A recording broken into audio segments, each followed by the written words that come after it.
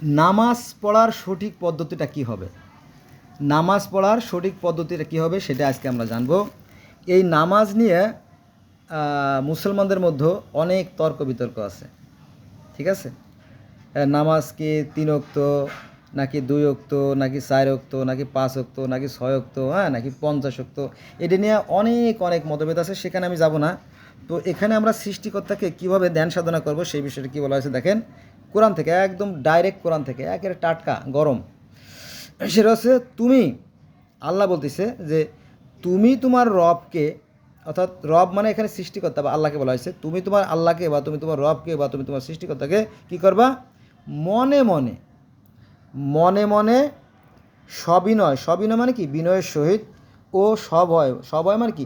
ভয়ের সহিত, অনুচ্চ স্বরে, শব্দ করতে হবে না, চিৎকার চেঁচামেচি করা যাবে না, অনুচ্চ স্বরে অর্থাৎ নীরবে নিভৃতে গোপনে সকালে ও বিকেলে স্মরণ করবে, সকাল এবং বিকেলে স্মরণ করবে, এবং তুমি উদাসীন হবে না।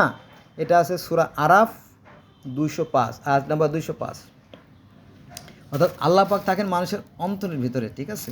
ওই বাহিক বেশভূষা দিয়ে যে আমি হাতে তসবিহ রাইখে বা মাথায় লম্বা টুপি, হ্যাঁ, লম্বা পাগড়ি দিয়ে আমি খুব দরবেশ বাবা, খাজা বাবা, হ্যাঁ, আজুরে বাবা, এই সমস্ত, খেজুরে বাবা, এই সমস্ত বৃত্তি নাই। ঈশ্বর থাকেন, আল্লাহ থাকেন মানুষের কল্পের ভিতরে, মানুষের অন্তরের ভিতরে।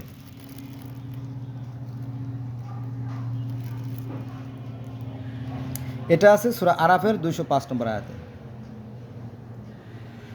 তাহলে এখানে বলা হয়েছে যে সকালে ও বিকেলে, তাহলে সকালে আর বিকেলে যদি আমি সেই সৃষ্টিকর্তার আরাধনা করি, তাহলে সারাদিন কি মশা মারব?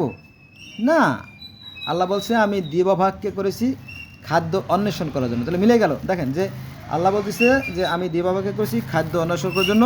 এটা আছে সূরা নাবার 11 নম্বর আয়াতে। কোথায়? সূরা নাবা আয়াত নম্বর 11। তাহলে সারাদিন কাজকর্ম করব। আর তারপরে সূরা আরাফ আয়াত নম্বর 25 তো না, 205, এখানে বলা হয়েছে যে তুমি তোমার রবকে মনে মনে সবিনয় ও সবয়ে অনুচ্চ স্বরে সকাল ও বিকেলে স্মরণ করবে এবং তুমি উদাসীনদের অন্তর্ভুক্ত হবে না। সূরা আরাফ আয়াত নম্বর 205। বুঝা গেছে? তাহলে আমরা ঘুম থেকে উঠব, ওঠার পরে হে সৃষ্টিকর্তা, তোমার প্রতি শুকরিয়া, তুমি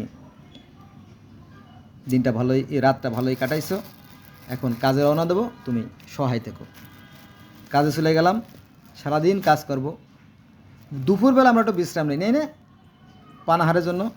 বিশ্রামের সময় আবার আল্লাহর একটা সৃষ্টি করে, হে আল্লাহ তুমি দিনটা ভালোভাবে কাটাইও, বা একটু যেভাবে, তাই না, তাই স্মরণ করলাম। তারপরে সন্ধ্যার সময় যখন আমার বাসায় ফিরে আসি, শুক্রিয়া।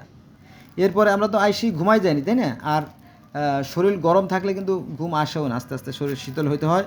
হ্যাঁ, আমরা সাধারণত রাত জেগে ঘুমাই, কিছুটা রাত কম বেশি। তো ঘুমানোর আগে আবার সেই সৃষ্টিকর্তাকে স্মরণ করে যদি আমরা ঘুমাই, তাহলে আমরা সারা রাত যদি ঘুমাই, তাহলে এটা ইবাদতের মধ্যে গণ্য হয়ে যাবে। মজার বিষয় না?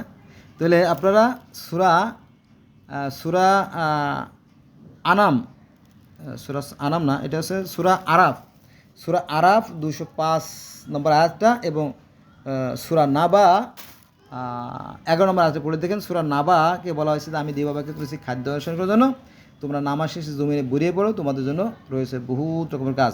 আর এই নামাজটা কি?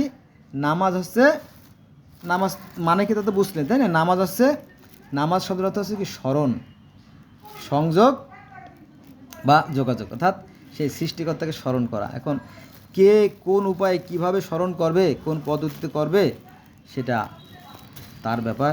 তবে একটা জিনিস, সেটা হচ্ছে যে পৃথিবীতে যে 4300 ধর্ম আছে, এরা কিন্তু একজন সৃষ্টিকর্তা বিশ্বাস করে, তাকে মানে, আর তারা তাদের নিয়মে, তাদের ভাষায় সেই সৃষ্টিকর্তাকে ডাকে।